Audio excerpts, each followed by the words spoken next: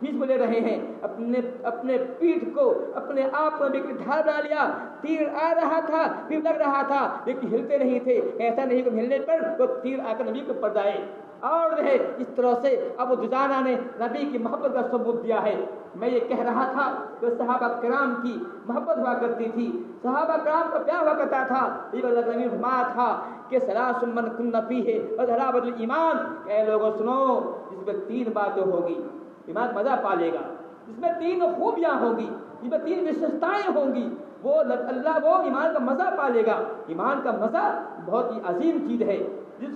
میں 3 باتیں ہوگی اس کو ایمان کا مزہ مل جائے گا۔ کہا پہلی چیز کیا ہے؟ یکون اللہ ورسولہ احب الیہ مما سواہما، سب سے پہلی چیز یہ ہے کہ انسان کے نزدیک اللہ رسول محمد سب سے زیادہ ہو، دنیا کی تمام چیزوں سے زیادہ محبت اللہ سے ہو، رسول کو ہو، جس رسول کی ہو۔ اگر کسی کے اندر یہ بات ہے کہ اس کے نزدیک اللہ رسول محبت سب سے زیادہ ہے، اس کے نزدیک اللہ رسول سب سے بڑا ہے، سب سے عظیم ہے، دنیا کے تمام اس سامنے ہیٹ ہے نبی رسول کے مقابلے میں، اگر کسی کے اندر یہ بات ہے تو ایمان کا مزہ پالے گا، ایمان کا آنند اس کو مل جائے گا، ایمان مجھ مل جائے گا۔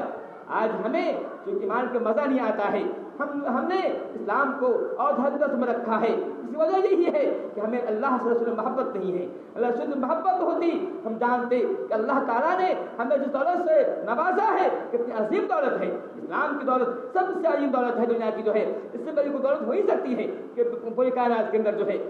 تو میں یہ کہہ رہا تھا اللہ کے فرما رہے ہیں جس میں 3 باتیں ہوں گی ایمان مزہ پالے گا۔ پہلی چیز یہ ہے کہ اللہ رسول کی سب سے زیادہ ہو۔ دوسری چیز یہ ہے کہ یہ مر علیہ اللہ، اگر وہ کسی محبت کرتا ہے تو اللہ کی محبت کرے۔ اگر آپ کو کسی محبت ہے، اس کی محبت ہو جائے کہ وہ اللہ کا نیک بندہ ہے، پارسا بندہ ہے، اللہ کا متقی بندہ ہے، صاحب ایمان ہے، ایمان والا ہے، قرآن کا اس پاس علم ہے، حدیث کا علم ہے اور حدیث قرآن کے تعلیم دیا کرتا ہے، اس لیے محبت کرتے ہیں تو آپ کو یہ محبت اللہ کیا مقبول ہے۔ اور نہیں اگر اسے محبت کرتے ہیں تو اللہ تعالیٰ آپ کا تذکرہ عرش والوں میں کرتا ہے، دیکھو فلاں آدمی ہے تو فلاں سے محبت کر رہا ہے۔ محبت کی وجہ مال نہیں، محبت کی وجہ کوئی اور بدلہ نہیں ہے، بلکہ اللہ کی محبت کر رہا ہے تو آپ کا تذکرہ جو ہے اللہ تعالیٰ فرشتوں میں کرتا ہے، دیکھو میں نے اس بچے کو، اس آدمی کو میں نے معاف کر دیا، اللہ کہتا ہے میں نے تو معاف کر دیا ہے۔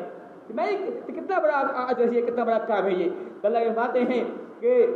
3 چیزیں ہیں، اس میں دوسری چیز یہ ہے کہ وہ کسی سے محبت کرتا ہے، جس سے محبت کرے کہ وہ اللہ کا نیک بنتا ہے، اور وہ کسی سے نفرت کر رہا ہے، کسی سے بغض کر رہا ہے، اس لیے کر رہا ہے کہ وہ بے دین آدمی ہے۔ اگر کسی سے بغض کر رہے ہیں اس کی بنیاد یہ ہے وہ آدمی بے دین ہے، وہ آدمی بد دین ہے، دین سے پھرا ہوا ہے، دین سے مطلب نہیں ہے، وہ دنیا کے دنیا میں مست رہتا ہے، اس کا اللہ سے رسول سے کوئی غرض نہیں ہے۔ اگر یہ بات اس کے اندر ہے، اگر اس لیے ہم آپ سے نفرت کر رہے ہیں تو آپ کے اندر آپ نے ایمان کا مزہ پا لیا۔ لیکن آج ہمارے سماج کے اندر، ہمارے معاشرے کے اندر محبت کا معیار یہ نہیں ہے۔ ہمارے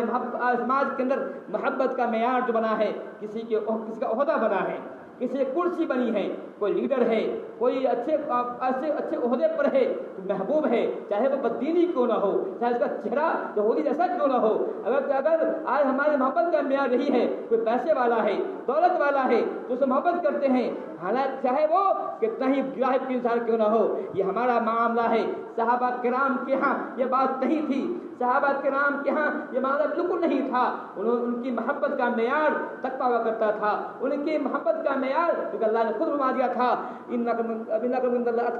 کیا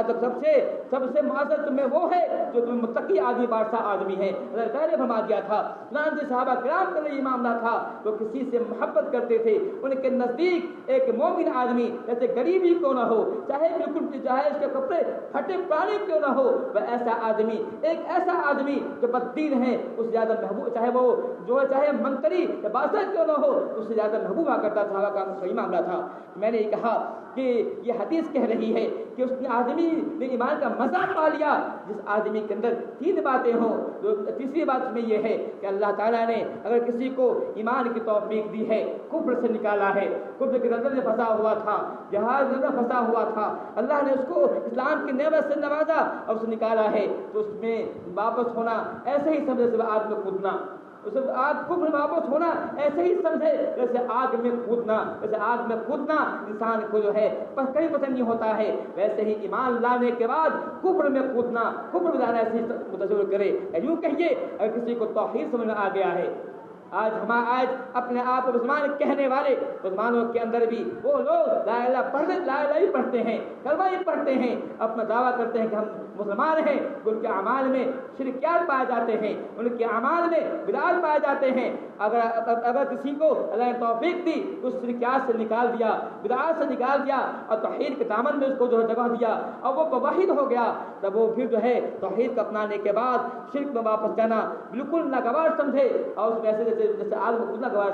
ناپسند ہوا کرتا سمجھے، ایسا کرتا ہے تو اس ایمان کا مزہ پا لیتا ہے۔ تو میں یہ کہہ رہا تھا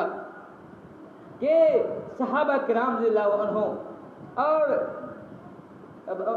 جو ہے تابعین کا یہی معاملہ ہوا کرتا تھا، جو ہر معاملے میں